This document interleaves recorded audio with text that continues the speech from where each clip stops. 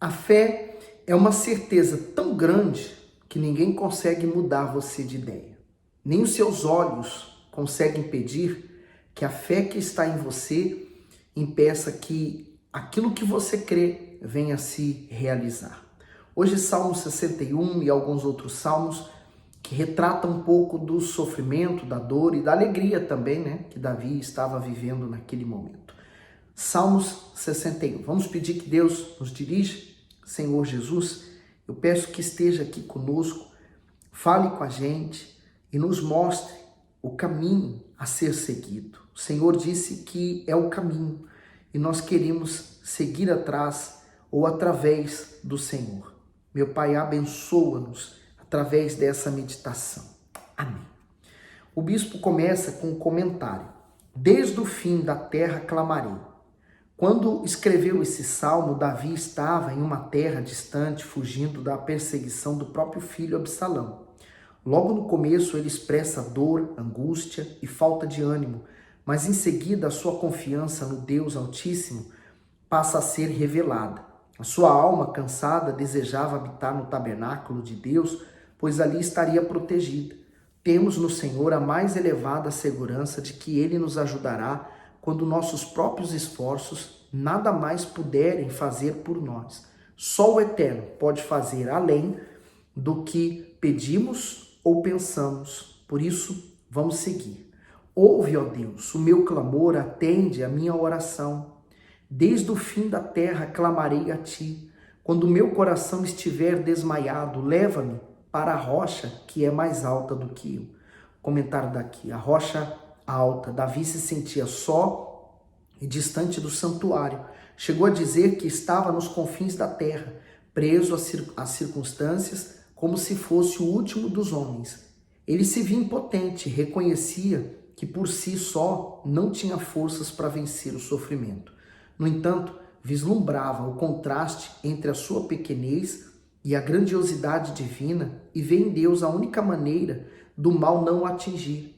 Isso nos ensina que quando clamamos ao Altíssimo, Ele nos ergue até si, que é a rocha alta, e esconderijo perfeito, para que possamos nos abrigar. Quando as tempestades surgirem em nossas vidas, em vez de nos abatermos, hajamos da mesma forma, correr e subir na rocha que é infinitamente maior do que nós. E quando eu leio rocha, me faz lembrar do que o Senhor Jesus ensinou, os dois fundamentos, né?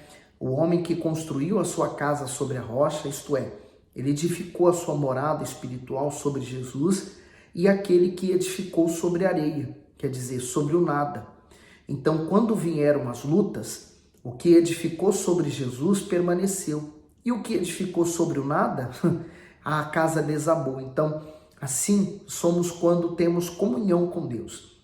Nós temos a nossa morada construída, enraizada em Jesus, vamos manter-nos firmes. No 3, pois tem sido um refúgio para mim e uma torre forte contra o inimigo. Habitarei no teu tabernáculo para sempre. Abrigar-me-ei no esconderijo das tuas asas. Pois tu, ó Deus, ouviste os meus votos, deste-me a herança dos que temem o teu nome.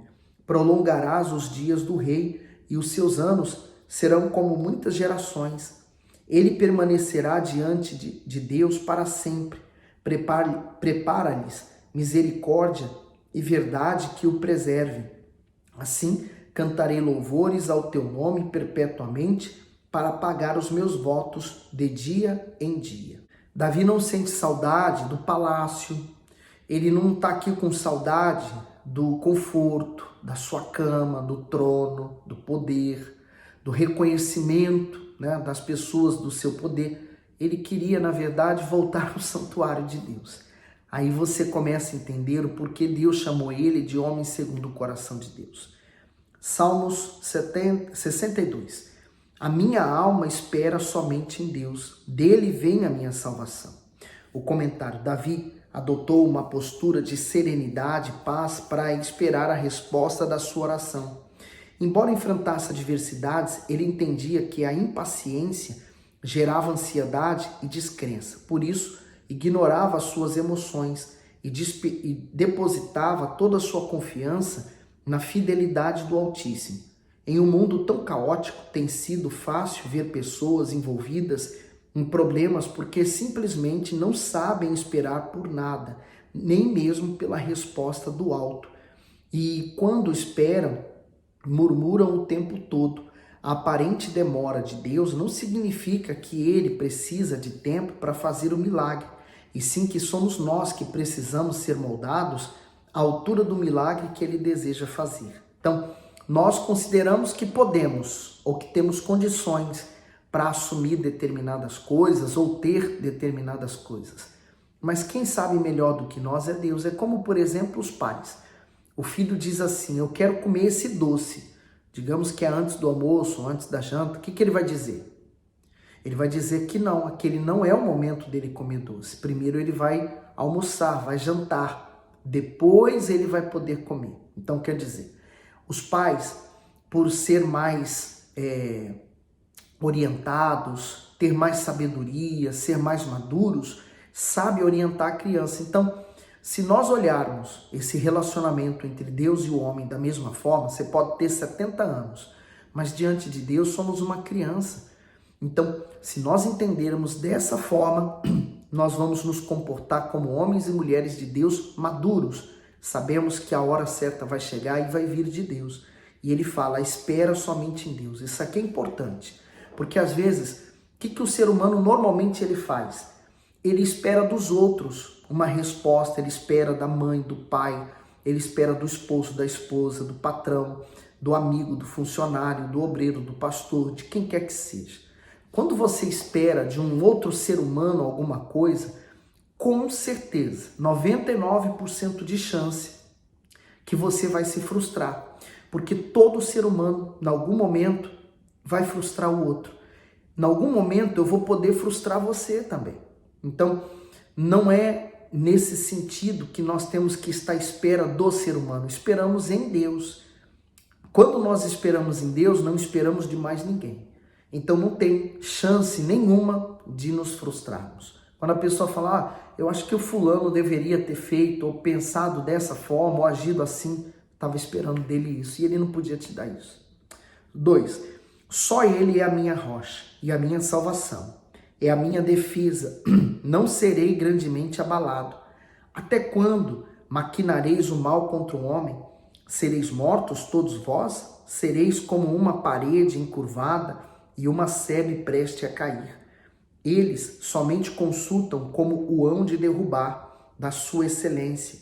Deleita-se em mentiras, com a boca bendizem, mas nas suas entranhas maldizem. Quer dizer, a pessoa na boca, ela está proferindo coisas boas, né?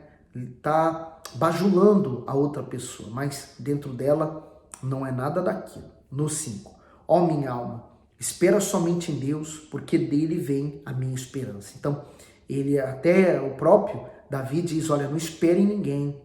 Ele fala com ele mesmo. Imagine você ir no espelho e falar assim: olha, Alex, espere em Deus, para de esperar do fulano, porque ele não vai poder fazer nada por você. No 6, só ele é a minha rocha e a minha salvação. É a minha defesa, não serei abalado. Em Deus está a minha salvação e a minha glória. A rocha da minha fortaleza e o meu refúgio estão em Deus. Confia nele, ó povo, em todos os tempos. Derramai perante ele o vosso coração. Deus é o nosso refúgio. Aqui está um grande segredo. O segredo da vitória de Davi, dele ser vitorioso. Confiar em Deus em todo o tempo. Tá bem? As coisas estão indo bem, estão correndo bem, confie em Deus. Persevere em confiar em Deus, porque o tempo bom, ele tem o costume de fazer você se acomodar. Tá mal, as coisas estão correndo mal, não tá nada dando certo, confie em Deus, vai dar certo no final. E ele diz no 9, certamente que os homens de classe baixa são vaidade, e os homens de ordem elevada são mentira. Pesados em balanças, eles juntos são mais leves do que a vaidade. Por que ele diz isso? Porque tudo que nós possamos possuir não é nosso, é emprestado. Nós não temos nada, né? A pessoa pode ser a pessoa mais rica deste mundo, mas no momento da morte, toda a riqueza dela vai ficar para trás. Por exemplo, a rainha da Inglaterra, ela faleceu. Ela tinha um trono, ela tinha um reinado, ela tinha riquezas e honras e nome, tudo. No momento da morte, ela então é lembrada, memorizada, mas com o tempo acabou. A pessoa já vai ser lembrada apenas como uma história, uma passagem nessa vida. E tudo que ela acumulou de riquezas, de honras, de bens, ficou para outro. Então, é nesse sentido. Comentário do 9.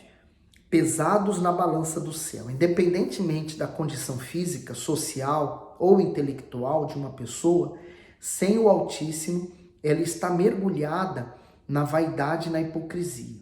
Em nossos dias, o valor humano continua associado a bens, conhecimento e prestígio. Mas para o Deus eterno, o verdadeiro valor está no interior regenerado, isto é, na transformação em uma nova criatura, pois só assim pode haver comunhão com Ele. Seguindo para o 10. Não confies na opressão, nem nos ensoberbeçais na rapina. Se as vossas riquezas aumentam, não ponhais nela o coração. Quer dizer, você pode vir a enriquecer, mas não coloque seu coração nas riquezas, porque elas não garantem a salvação. Elas não podem garantir a vida eterna, paz, né? No 11, Deus falou uma vez, 2 vezes, ouvi isto, que o poder pertence a Deus. A ti também, Senhor, pertence a misericórdia, pois retribuirás a cada um segundo a sua obra. Esse reconhecimento que é Ele quem dirige, governa, e o poder vem dele, e não é nosso, garante a você a paz espiritual. Deus dá, Deus tira. Salmos 64.